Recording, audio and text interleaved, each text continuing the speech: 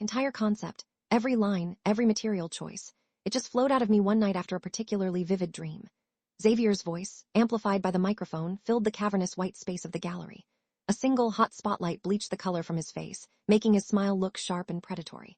Across the room, I caught the eye of a mutual acquaintance, raised my champagne flute a fraction of an inch, and offered a tight, controlled smile of my own. A truly vivid dream. He met 4 years earlier at a university alumni mixer, a crowded affair in a stuffy hotel ballroom. He was the magnetic center of a laughing circle, all grand pronouncements and effortless charm. I was by the wall, nursing a drink, observing the architecture. He broke away from his crowd and approached me, not with a pickup line, but with a question about the building's cantilevered mezzanine. That was his gift, finding the exact key to unlock a person. First good memory was a 3 a.m. brainstorming session at a greasy spoon diner, sketching designs for what would become our signature project on a stack of paper napkins. The first red flag came a month later, at a crucial pitch lunch with our first potential client. He patted his pockets with performative panic, realizing he'd forgotten his wallet. I paid. It seemed like a small thing, a forgetful mistake. I didn't realize it was a business model. The next 2 years were our golden period. We founded a small design collaborative, just the two of us, working out of my sun-drenched apartment. We landed a few small projects, enough to build a portfolio. He was the front man, the networker. I was the engine, the one who spent 80-hour weeks translating his vague, poetic notions into buildable realities in AutoCAD and Rhino 3D, our biggest project. The one that got us into the Design Guild's annual showcase was the Solstice Pavilion.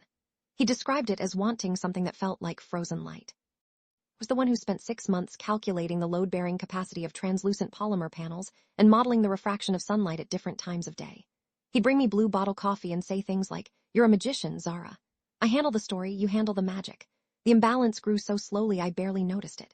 I was paying for the software subscriptions, the 3D printing services, the premium stock photos. He was handling the client-facing optics. Cracks started to show when he began taking meetings without me. He'd come back buzzing with excitement, saying he'd secured us another month of funding. Then came the request for $5,000. He said it was for a deposit on some specialty titanium fittings from a supplier in Germany. I transferred the money without a second thought. The fittings never arrived. He said there was a customs delay. The discovery was an accident, a digital slip-up. An email meant for a potential investor, with me on the BCC line instead of his personal account. The subject was simple: Solstice Pavilion, final IP transfer docs. The body of the email detailed his solo journey in creating the pavilion, positioning himself for a lucrative in-house role at Stratos Development, a major architectural firm. He had attached a portfolio of my work, my renders, my technical drawings, all rebranded with a sleek minimalist logo that just said Xavier. For 3 weeks, I said nothing. I became an archivist of my own life. I used Google Takeout to download every chat we'd ever had. I went through Dropbox's version history, taking screenshots that showed my account ZK was responsible for 98.7% of all edits to the project files. I called the German supplier. They'd never heard of Xavier Vance or the Solstice Pavilion. The $5,000 had simply vanished. The breaking point was at the showcase. Our model of the Solstice Pavilion was the star of the show, shimmering under the gallery lights. After his speech about his vivid dream, he found me by the bar. His face was flushed with triumph. Professor Wallace and a prominent industry blogger named Maya Jenkins were standing just a few feet away, close enough to hear. "Look, Zara," he said, his voice a low, conspiratorial murmur. "You're a great technician, a fantastic pair of hands, but you don't have the vision for this kind of thing. This project needed a storyteller, a face. You should be grateful for the exposure I'm giving you." Don't make this awkward for everyone. My blood went cold. The champagne in my hand might as well have been ice water. In that instant, as he turned his back to accept another round of congratulations, I felt no anger, no sadness. Just a profound, chilling clarity. My eyes drifted to the brass plaque he'd affixed to the base of the model. It read, Xavier Vance, Visionary. He hadn't even bothered to spell-check his own coronation. My first call was to Ms. Tanaka, an intellectual property attorney whose name I found on a forum for freelance creatives. She was a small, impeccably dressed woman with a mind like a steel trap. Our first meeting, in her quiet, minimalist office, cost me the first $2,500 of a $15,000 retainer I could barely afford. Over the next 2 months, we built our case. It was a meticulous, draining process. My close call came when Xavier texted me late one night. "Hey, weird question, but did you back up the old Solstice files? My main drive seems to have crashed." My fingers hovered over the keyboard, a truthful yes, of course, ready to go. Ms. Tanaka's voice echoed in my head. "Never reveal what you have until the moment it does the most damage." I typed back, "No, I think you had the master copies on your end. Sorry." Our arsenal of evidence grew daily. He had 117 pages of time-stamped Google chat logs where he repeatedly referred to me as the brains of the operation. We had the complete Dropbox version history. He had receipts for every software license, every 3D print, every material sample, all from my bank accounts. We had a sworn affidavit from the German supplier. The most ironic piece of evidence, our star witness, was a photo on my phone. It was a selfie I'd sent my mom at 4:17 a.m. on the very night Xavier claimed to have had his vivid dream.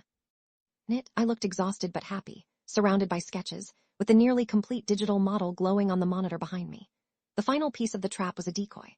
Ms. Tanaka, on my behalf, sent an offer to Stratos Development's legal team, a simple request for a meeting to clarify creative attributions and future royalties for the Pavilion project. They, assuming it was a minor credit dispute, readily agreed. They invited Xavier to join, to clear up the paperwork. Walked into it thinking it was his victory lap. The boardroom at Stratos Development was on the 40th floor, a glass box overlooking the city. Xavier walked in, beaming, looking every inch the star architect in a tailored Italian suit. He saw me and Ms. Tanaka sitting opposite the CEO, Mr. Sterling, and his 2 lawyers. His smile faltered for a second, then returned, dripping with condescension. "Xavier, thank you for coming," Mr. Sterling said, his voice flat. "Have some design credits to clarify before finalizing your contract." Xavier laughed. "Oh, this? Zara was a great help, a junior collaborator. I think we have a standard contractor agreement somewhere." Ms. Tanaka said nothing. She simply slid a sleek 1-inch binder across the polished mahogany table. Xavier's bravado evaporated as he read the cover sheet, evidentiary submission regarding the creation and intellectual property of the Solstice Pavilion. The reveal came in 2 waves. First, the paper trail, the Dropbox logs, the financial records, the emails. The room grew silent, the only sound the soft rustle of pages turning. Xavier's face went from pale to ashen. "Mr. Sterling looked at him, his expression unreadable. Then came the killer proof. Ms. Tanaka connected her laptop to the room's massive 8K display. She played a screen capture video, sped up to 2 minutes, showing the entire pavilion being designed from the first line to the final render. The user ID in the corner of the screen, for every single command, was ZK. The video ended by dissolving to the timestamp selfie I had sent my mom. Mr. Sterling cleared his throat. "Contracts have a rather severe fraud and misrepresentation clause, Mr. Vance." Xavier began to stammer about partnerships, about the fluid nature of creative work. I finally spoke, my voice even and calm. "You were the face. I was the vision." The fallout was immediate and catastrophic. Within 24 hours, Stratos Development had terminated his offer and initiated legal action to recoup the 6-figure signing bonus they had already paid him. Design Guild quietly removed his name and the pavilion from their online gallery. My phone buzzed with texts from former friends and colleagues, all offering stunned apologies. The arbitration was mercifully brief. I was legally declared the sole creator of the Solstice Pavilion. The judgment awarded me $125,000 in damages, covering everything from the stolen $5,000 to projected career losses. 6 months later, a friend sent me a screenshot of Xavier's new LinkedIn profile.